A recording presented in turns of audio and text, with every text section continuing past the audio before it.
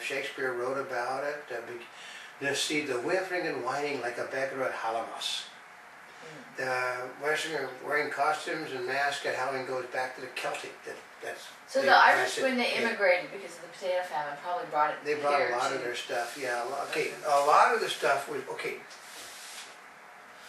What happened was, back in the days when you came to our country, like everybody else did, which was on a boat, everybody from all these countries in the world came to the United States. There was a melting pot, so everybody's celebrations at that time of the year melded into one another. I'm guessing I know that basically we're talking the major cities on the East Coast, and basically is where all of these main traditions that we use today all came about, because people, it's just like my family are Jewish and my family are Lutheran.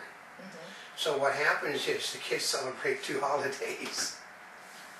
You know, well, like one member of the family is a Jew and the other members of the family are Lutheran. So basically, you can't tell the little Jewish, the Jewish members of the family, well, we can't celebrate that. So you celebrate everybody, so the kids go, whoopee! They have a good time, so you have two holidays that time of the year. And I mean, it doesn't say this, but I am basically, I would say that basically everybody got together at that time of the year because they're all about the same thing, All Hallows Eve, celebrating the end of the harvest and all of this stuff and getting ready for the winter. Everybody, they picked and choose the pieces that they liked the best. Mainly the part where you got the eats and the candy and all that stuff. That was the eats and the candy. And the mischief. Eats and the candy. There's little, because it suits, if I do it, I get in trouble. It's the eats and the candy. But I do it anyway, because not many adults that you see sitting around, okay, now we're going to divide the candies up for you. This is good for you, this is bad for you. This is good for you, this is bad for you. And then you'll see your mommy and daddy eating all the stuff that, well, how do you know? How do you think that we know it's bad for you? Because we are going to suffer to show you it's bad for you. I've got that lecture.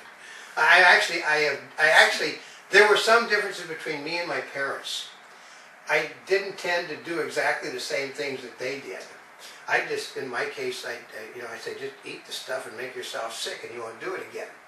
So, yeah. And they go, but we don't want to make ourselves sick. Oh, and then they said, well, okay, here, which of the stuff will make us sick and which won't? So, I learned from my family, folks. Basically, the reference, okay, I mean, there's just so many things. There's a Scottish and Irish tradition that brought, actually we go right back, brought the Irish, brought it over. Basically, the earliest references in 1911 to begging in this country. The earliest use trick-or-treat appears in 1927. Really? Yeah, an opportunity for, actually, Halloween provides an opportunity for strenuous fun. Yeah. Strenuous fun? Yeah, I mean, that we're talking more trick than treat, I have a tendency to think. I think so. Naughty little Canadian Scots. I think it gave them an excuse. They'll say, but that was just for Halloween. We were having fun, right? Okay, basically the postcards produced between the turn of the century and the 1920s show children who do not depict trick-or-treating. They mention as a custom, they go door to door, but they're not trick-or-treating. Boy, that must have been actually, my father would have been 1920, my turn of the century, my father was in college in the 20s, so he would have hit that time period, so. Oh, really? My grandmother was born 1860, folks. You saw how old I am? God, I think. Your grandmother? She was born in 1860, my grandmother was born in 1860. And I thought you were kidding me. No, my grandmother was born in 1860. Okay. I'm old. My father would be 100 years old now. He would be 100 years old his last birthday. So guess how old I am. Well, I'm old enough to have been in movies in the 1940s. That's how old I am. My God, he's old. Yeah. Well, here's one too for all you people that ask a simple question. This is, what's that? Okay, who the hell is that old fart that is always next to her or over standing behind the camera? And the response is, well, he's the guy that's here and you're not. Yeah. Okay, here's the first mass. Oh, here's one. Costume became popular for parties in the U.S. in the 20th century as for adults. Adults wore the costumes first. Oh, really? Not the kids? Yeah, the first mass-produced Halloween costumes for children started appearing in the 1930s. It still got off a long time ago. That's 80 years ago. Most people today aren't alive. You know, I am. You know, what sets Halloween costumes apart from costumes for other celebrations is that they are often designed to imitate supernatural or scary beings. Well, not the French maid. Not the adult costumes. But the kids, it's like they dress up as... Okay, Batman isn't.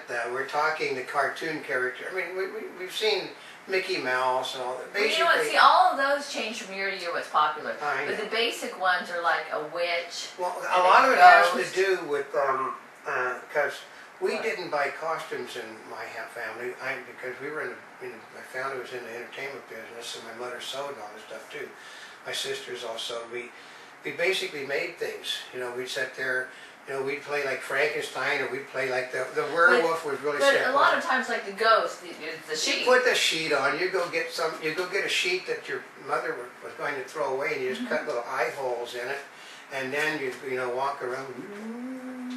So that's probably why some of those costumes came out, because they were easy to make with what you had at home. Yeah, but so the temple things, you know, like if you're doing, okay, you're wanting to do Count Dracula.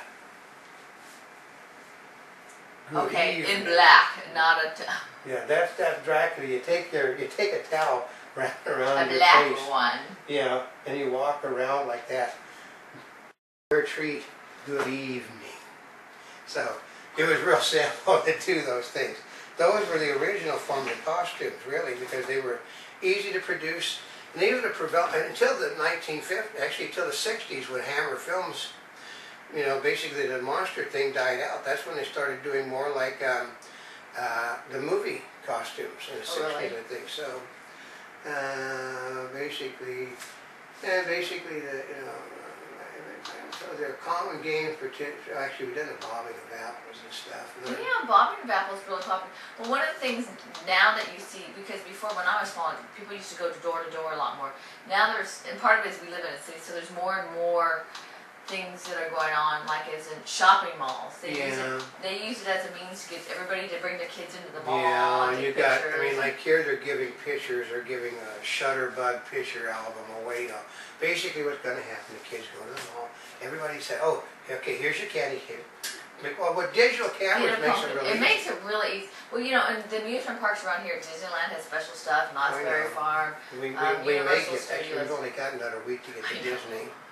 We have to get to Disney this next week if we want to see Disney's Halloween, because we've seen Disney Halloween every year. Well, because you got to go to the Haunted Mansion, even though it's got off a long line, just see Tim Burton's thing, which ends up a week later being the Christmas thing, with the same things mostly. But you know, haunted attractions. She'd done one of the things, you know, hay rides, all of that stuff. Basically, yeah, we did a 3D from the haunted hayride. Yeah. Oh, here's one that's good though. What's that? Foods. Okay, candy apples, you know, is a given. Yeah, caramel. Well, I don't know why how did they come up with candy apples? Because they were easy. What happened was when the things that they used, the red hot stuff, basically Sage forgot off whatever. What happened was you could do them in advance and put them on your shelf. And they could sit there. It's like a hard candy cover over your apple. Okay. Because the apples, I don't think, you know, you put the stick in them, you dip it in the stuff, you set it, which is basically, if you see hand dip stuff, they got flat bottoms because they basically set a thing, but they were real simple to do. Maybe rolling whole apples and sticky strips. You know, or you can roll them in nuts. I really like the caramel ones rolled in the nuts, but God, those are expensive. Those are good. It makes me want to go get apples and make candy. I know, because that's what we used to do. Like, what happened was we had, you know, we had like 40, 50 trees of, you know, various. We had apples and pears. What we do is we would we save apples, the bigger ones, away for Halloween, and then before Halloween, Oh, they my did family make would sit there and dip the things, and we'd give, instead of giving candy away, we'd give hand-wrapped candied apples. happy apples to everybody. You know, we would basically, like the baking apples, we'd deliberately go through and pick boxes out, you know, because we'd give 40 or 50 bushels of apples away a year because we couldn't use them. We'd take the biggest, and we'd just do it for Halloween for everybody. The little kids, when they would do it, they'd come by, you know, hey, we have one of your candied apples. And then my daddy was here 20 years ago. He wants to know if he can have a candied apple. Yeah, so, yes, so, you know. But because my family also lived over on Highland Park, and we lived over in Inglewood, so, you know, but we got a large family. Basically what happened was, my parents, because we had the truck farm, we would basically supply all of the apple stuff for the rest of the family to do it. But at that time of the year, it would almost be like a family thing. Somebody would do this, somebody would do that, somebody would get the sticks, somebody would get the Red Hots, which is really good to put the apples in, and then somebody would do the carameling of the stuff. And everybody had a different thing. If they wanted apples, they had to do something to get the apples. Mm. And then they basically just give, you know, like, well, here's 100 apples, here's 100 apples, here's 100 apples, here's 100 apples. And you'd hope that you didn't have more than 100 kids come by. Then if they did, then you've got like 5-10 pounds of candy to give off to the side. Most of the stuff that you really love to eat. And you hope that nobody comes by. Because I remember my little ones, they'd sit at the door waiting to give the candy out, and they'd sit there and, no, this is too good. No, this is too good. And my mother would tell them, that's not how you're supposed to do it. And then she'd put the stuff back in, the grandma would put the stuff back in, and then, this is too good. They're little kids. They enjoy giving They do candy. that! Yeah, but well, here we got a list of foods. Candied apple, cotton givens. Actually, the problem is that candied apples are basically a dead deal today because people basically implant things in them that are really nasty little monsters like razor blades, nails. I know, that was really nasty. Why would they do something like that? So they no longer do that because some people basically hated it. Here's a list of the things that are associated with Candy corn, yeah. candied apples. Nobody eats candy corn. I always hated candy corn, but I get candy corn by the butt. Oh, because the end of summer harvest. Yeah. That's why the candied corn. Most people throw candy corn away like they do those stupid little Valentine things, you know. Roasted pumpkin seeds. Yeah, that's what I mean. Roasted sweet corn. Well, these are when they used to make them. Now people just eat them. Yeah, you just buy them. Well, we got caramel corn is still a biggie. Caramel corn basically. I get the Jack in the Box stuff. The Cracker Jacks came about because of Halloween. Oh, really? Well, they're making the caramel corn for Halloween, and they had extra caramel corn. So what do we do with the extra caramel corn? What? They just put them in little boxes with a little treat in it. Oh. See? You got your caramel corn in your treat. So, pumpkin pie. We love pumpkin pie. Pumpkin pie is good. Yeah. I always think of that as Thanksgiving. Yeah, Oh. but remember well, yeah, because part of it is you have the carved pumpkins, and you take the carved pumpkins and make pumpkin because pie. what happens After Halloween.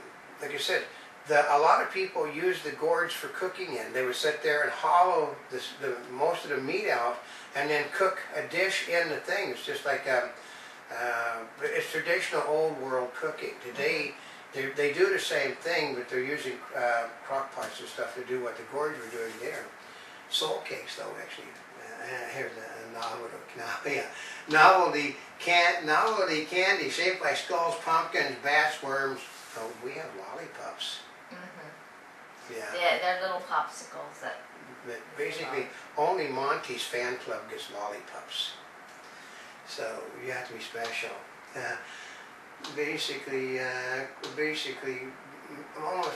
everybody basically has a Halloween celebration. You know, the paganism is the good part, but you know, Celtic pagans consider the season a holy time of the year. But it's basically, you can't go anywhere in the world where basically some form or another of Halloween isn't